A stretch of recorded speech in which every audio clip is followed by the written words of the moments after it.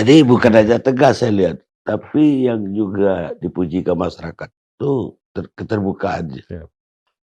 Artinya nggak ada yang ditutupin tadi, baik dalam proses maupun dalam penyidikan, Siap. sehingga rakyat puas melihat itu. Makanya yang terakhir, apa namanya, survei terakhir,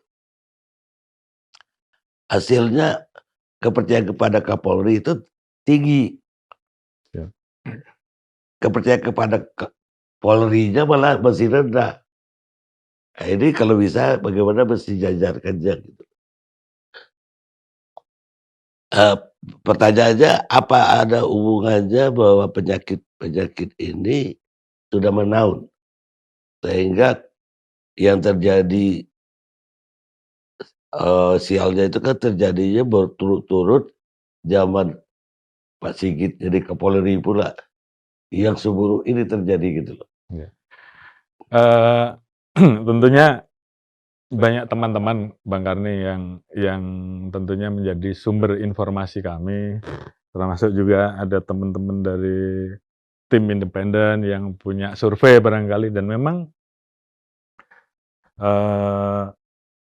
saya selalu sampaikan bahwa hilangkanlah budaya-budaya lama dan geser dari zona nyaman untuk menjadi Polri yang lebih baik. Itu selalu saya sampaikan, dan tentunya hal-hal tersebut yang memang ya objektif memang itu terjadi, dan itu yang ingin kita lakukan perubahan kalau kita pengen menjadi polisi yang lebih baik.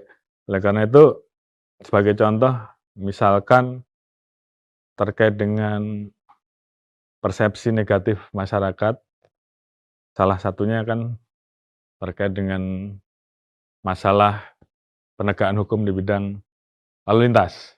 Iya.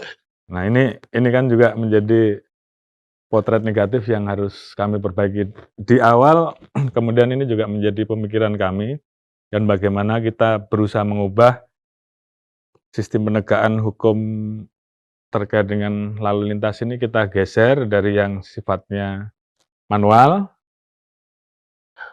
kita geser menjadi menggunakan teknologi. Toh sekarang memang zamannya sudah zaman teknologi, jadi ini yang kemudian kita dorong untuk memanfaatkan yang namanya ETLE atau elektronik tilang.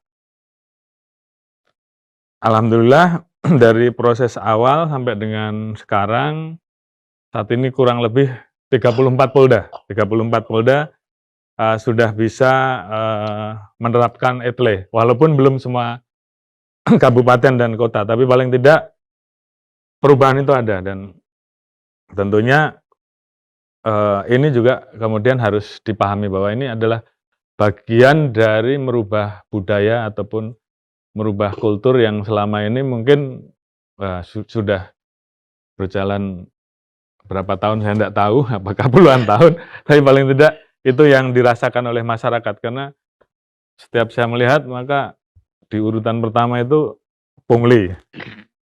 Itu label yang terjadi, polisi hal-hal yang tidak disuka, pungli menjadi yang paling tinggi. Jadi itu yang harus kami ubah, kami perbaiki. Apalagi dengan adanya peristiwa ini, tentunya kemarin kita juga mengambil langkah yang keras, tegas, bahwa terkait Ada momentum lah. ya, ada momentum untuk ya kita harus melakukan revolusi lah, Pak. Karena memang itu yang harus kita lakukan untuk segera bisa mengembalikan kepercayaan publik. Dan tadi pagi Bang Karni saya cek langsung ke pembuatan SIM di Dan Mogot. Saya tanyakan bagaimana proses pembuatannya, tarifnya dipasang atau tidak. Terus kemudian saya tanyakan ke masyarakat, macam-macam jawabannya. Ada yang baru pertama, ada juga yang sudah tes 4 kali, gagal.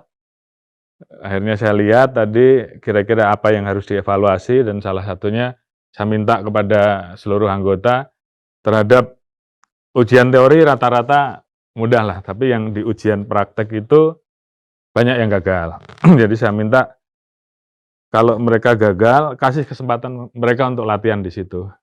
Sehingga pas pada saat kemudian mengikuti ujian berikutnya, bisa lolos. Jangan ini kemudian dijadikan Ya, arena jadi untuk pungli lagi. sembunyi-sembunyi lagi. Nah, itu saya nggak mau. Tadi saya sudah sampaikan ke anggota-anggota hal-hal tersebut, dievaluasi, perbaiki, pasang tarifnya supaya masyarakat jelas, dan kemudian juga terkait dengan pemanfaatan teknologi untuk membantu kualitas pelayanan tanpa harus berinteraksi. Ini yang juga kami lakukan ke depan. Perpanjangan SIM online saat ini kan sudah bisa dilaksanakan dengan menggunakan aplikasi Sinar. Di kita namanya aplikasi Sinar. Jadi masyarakat yang mau memperpanjang cukup download aplikasi tersebut, kemudian dia mengisi data dan sebagainya, dan kemudian setelah itu di-approval, maka SIM-nya atau STNK-nya atau SKCK-nya akan dikirim melalui pos ke rumahnya. Jadi hal-hal tersebut kami bangun untuk menjadi suatu sistem, karena memang budaya harus dilawan dengan sistem.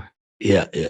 Jadi itu yang saat ini kami bangun, termasuk ke depan untuk pembuatan SIM misalkan, bagaimana kita ke depan memperbaiki dari ujian teori dan praktek ini bisa menggunakan teknologi, ya. Jadi nanti di semua tempat, mungkin di gerai-gerai yang kita siapkan, di mall, di tempat-tempat keramaian, itu semua bisa.